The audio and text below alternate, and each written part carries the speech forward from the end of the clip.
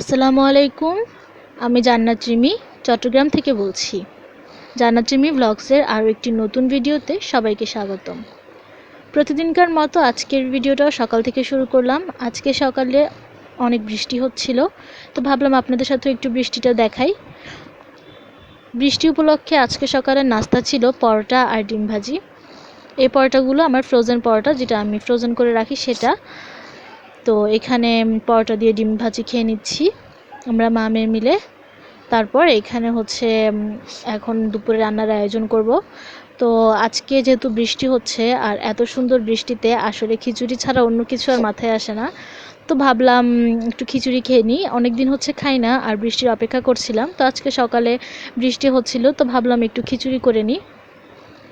তো এখানে আমি পোলাও চাল, তারপর মুগ ডাল, মসুরের ডাল দিয়ে দিয়েছি। অনেকে শুধু মসুরের ডাল দিয়েও করে, অনেকে আবার 2-3 রকমের ডাল মিক্স করে। তো আমার বাসায় যখন যেটা থাকে আমি সেটা দিয়েই করে ফেলি। তো আমি এখন এগুলোকে পানি দিয়ে ভিজতে দিব আর এরই মধ্যে আমি অন্যান্য কাজগুলো করে নিব। তো এইখানে আবার সবজি এনেছিল, তো সবজিগুলো আমি একটু গুছিয়ে রাখছি। এখানে বরবটি আছে, তো এই বরবটিগুলো এইভাবে সবগুলো একসাথে পলিথিনে করে রাখলে দেখা যায় অনেক সময় ভেতর থেকে কয়েকটা বরবটি নষ্ট হয়ে যায়। তো আমি যেটা করছি সেটা হচ্ছে এগুলোকে মাঝখান থেকে একটু 2 ভাগ করে তারপর হচ্ছে আমি এগুলো এরকম একটা বাটিতে করে তারপরে ফ্রিজে রেখে দিব। এতে করে বরবটিগুলো বেশ কিছুদিন ভালো থাকবে আর এগুলো নষ্ট হবে না। তো সংসারের কাজকর্ম আসলে যতই করি ফুরাতেই যেন চায় না, যেন সংসারের কাজকর্ম মানে শেষই হয় না। যতই করি টুকিটাকি এটা সেটা আমরা কিন্তু সারাদিনই করতে থাকি। তো ভিডিওটা যদি আপনাদের ভালো লেগে থাকে তাহলে আমার ভিডিওটাকে একটা লাইক করে দিবেন। চাইলে আমার চ্যানেলটা সাবস্ক্রাইব করতে পারেন এবং কমেন্টও করতে পারেন। আমি যেহেতু একজন নতুন ক্রিয়েটর, তো আপনাদের এই সাপোর্টটা কিন্তু আমার খুব বেশি দরকার। তো আশা করি আপনারা আমাকে সাপোর্ট করবেন, আমার চ্যানেলটা সাবস্ক্রাইব করে দিবেন এবং পাশে থাকা বেল বাটনটা অন করে দিবেন। এতে করে আমি যে কোনো ভিডিও দিলে সবার আগে আপনি দেখতে পারবেন। আর লাইক কমেন্ট করতে তো অবশ্যই ভুলবেন না। এখন এখানে আমি একটু মিষ্টি কুমড়ো ভাজি করে নিচ্ছি। খিচুড়ির সাথে কি করব ভেবে পাচ্ছিলাম না, আর বাসায় তেমন কোনো সবজিও ছিল না।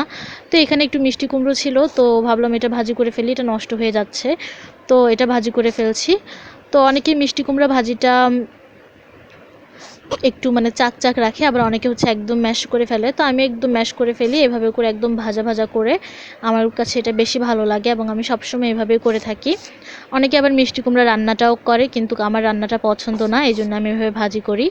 তো এখানে আমি দুপুরে এই যে দেখতে পাচ্ছেন খিচুড়ি রান্না করে ফেলেছি। একটুখানি সালাদের সাথে আমরা এখন দুপুরের খাবারটা সেরে নিচ্ছি।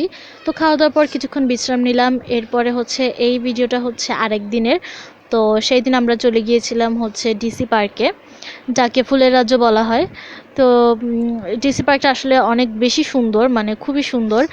আর এইখানে একসময় হয়তোবা ছিল, কিন্তু এখন যেহেতু ফুলের সিজন না, তো এখন কিন্তু ফুল ছিল না খুব একটা বেশি। তারপর আমরা ঘুরেছি ফিরেছি, জায়গাটা বেশ ভালো লেগেছে।